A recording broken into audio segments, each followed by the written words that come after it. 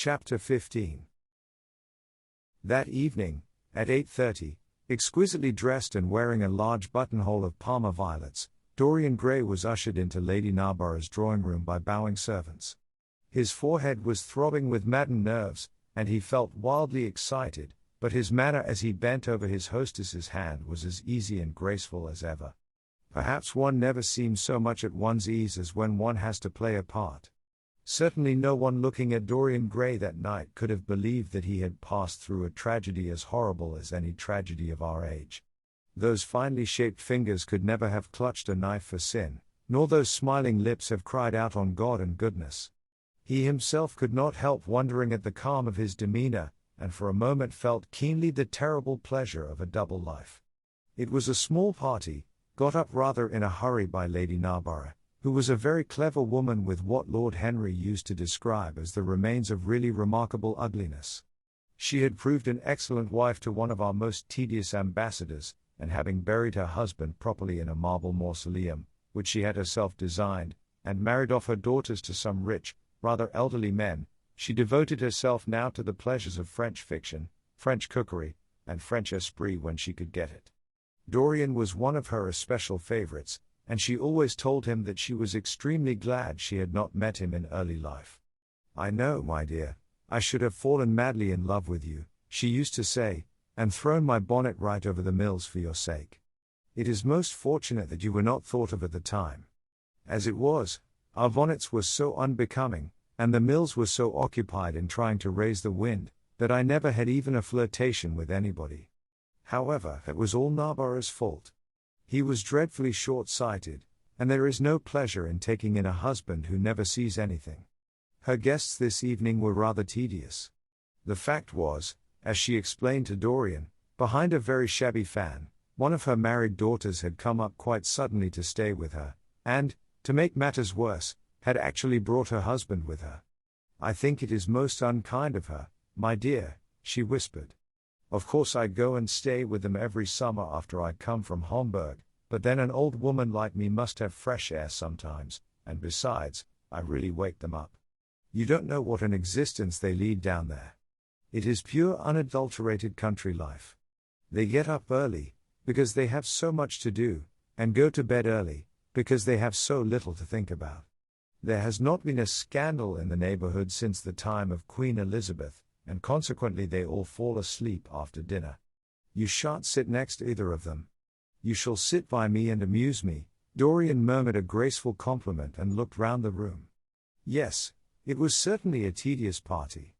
Two of the people he had never seen before, and the others consisted of Ernest Harraden, one of those middle-aged mediocrities so common in London clubs who have no enemies, but are thoroughly disliked by their friends, Lady Ruxton, an overdressed woman of 47, with a hooked nose who was always trying to get herself compromised, but was so peculiarly plain that to her great disappointment no one would ever believe anything against her, Mrs. Erlyn, a pushing nobody, with a delightful lisp and Venetian red hair, Lady Alice Chapman, his hostess's daughter, an early dull girl, with one of those characteristic British faces that, once seen, are never remembered, and her husband, a red-cheeked, white-whiskered creature who, like so many of his class, was under the impression that inordinate joviality can atone for an entire lack of ideas.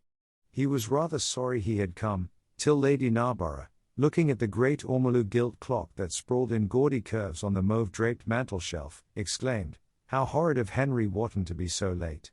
I sent round to him this morning on chance and he promised faithfully not to disappoint me." It was some consolation that Harry was to be there, and when the door opened and he heard his slow musical voice lending charm to some insincere apology, he ceased to feel bored. But at dinner he could not eat anything. Plate after plate went away untasted. Lady Narborough kept scolding him for what she called an insult to poor Adolphe, who invented the menu specially for you, and now and then Lord Henry looked across at him, wondering at his silence and abstracted manner. From time to time the butler filled his glass with champagne. He drank eagerly, and his thirst seemed to increase. "Dorian," said Lord Henry at last, as the chaud-froid was being handed round, "what is the matter with you tonight? You are quite out of sorts." "I believe he is in love," cried Lady Narborough, "and that he is afraid to tell me for fear I should be jealous. He is quite right. I certainly should. Dear Lady Narborough, murmured Dorian, smiling, I have not been in love for a whole week, not, in fact, since Madame de Ferrol left town. How you men can fall in love with that woman, exclaimed the old lady. I really cannot understand it. It is simply because she remembers you when you were a little girl, Lady Narborough, said Lord Henry.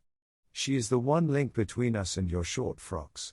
She does not remember my short frocks at all, Lord Henry. But I remember her very well at Vienna 30 years ago, and how décolletée she was then.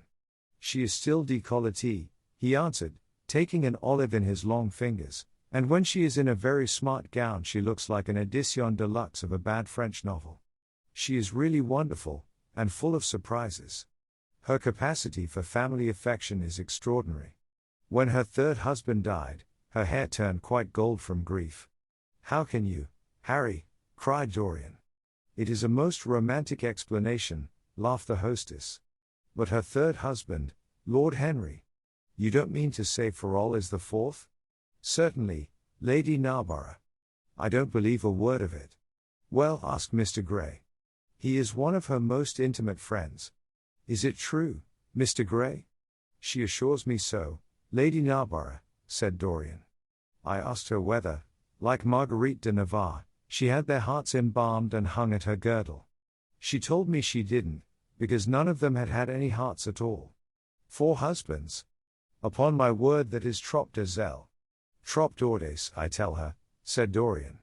Oh. She is audacious enough for anything, my dear. And what is Ferrol like? I don't know him. The husbands of very beautiful women belong to the criminal classes, said Lord Henry, sipping his wine. Lady Narborough hit him with her fan.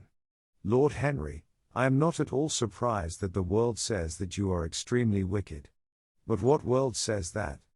Asked Lord Henry, elevating his eyebrows. It can only be the next world. This world and I are on excellent terms.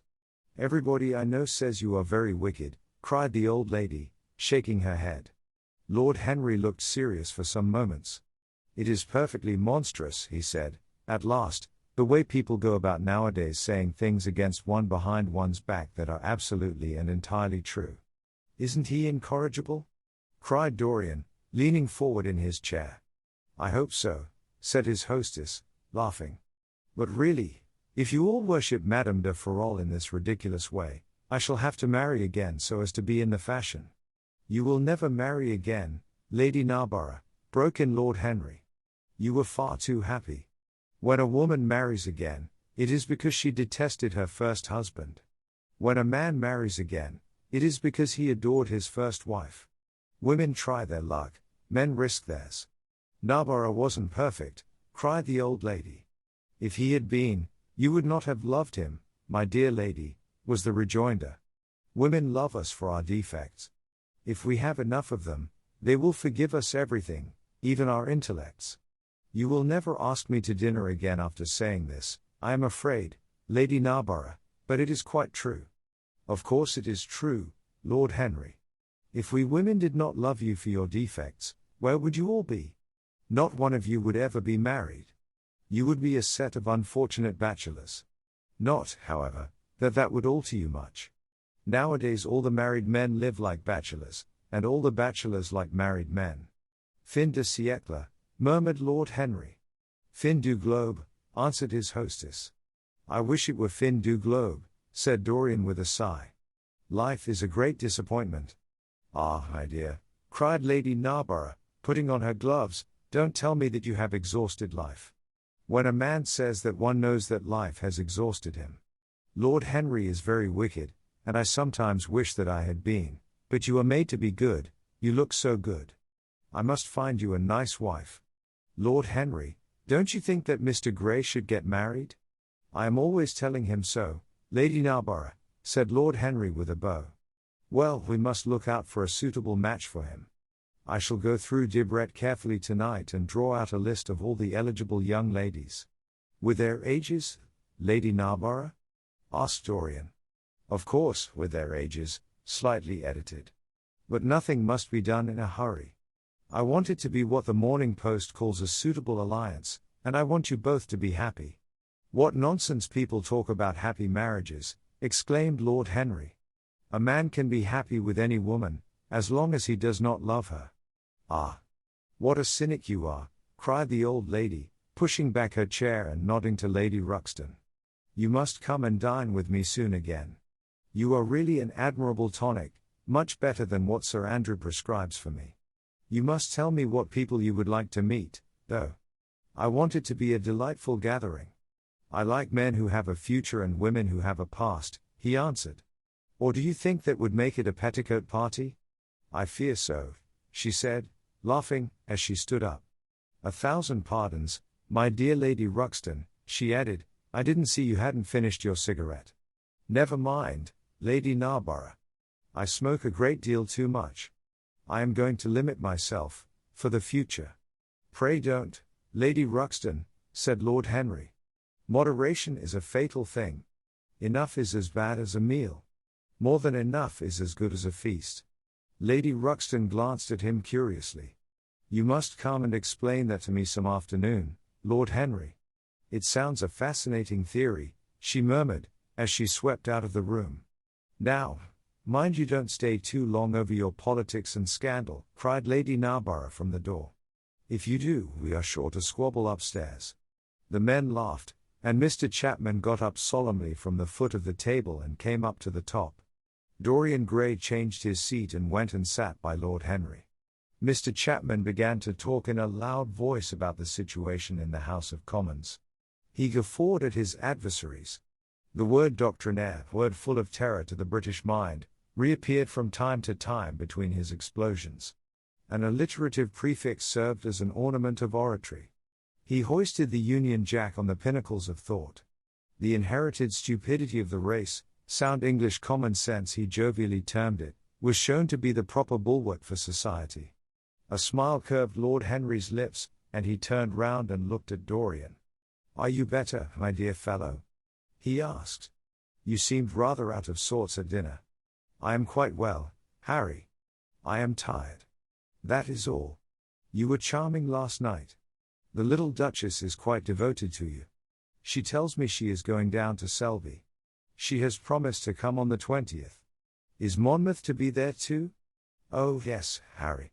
He bores me dreadfully, almost as much as he bores her. She is very clever, too clever for a woman. She lacks the indefinable charm of weakness. It is the feet of clay that make the gold of the image precious. Her feet are very pretty, but they are not feet of clay. White porcelain feet, if you like. They have been through the fire, and what fire does not destroy, it hardens. She has had experiences." "How long has she been married?" asked Dorian. "An eternity, she tells me. I believe, according to the peerage, it is 10 years, but 10 years with Monmouth must have been like eternity, with time thrown in." "Who else is coming?"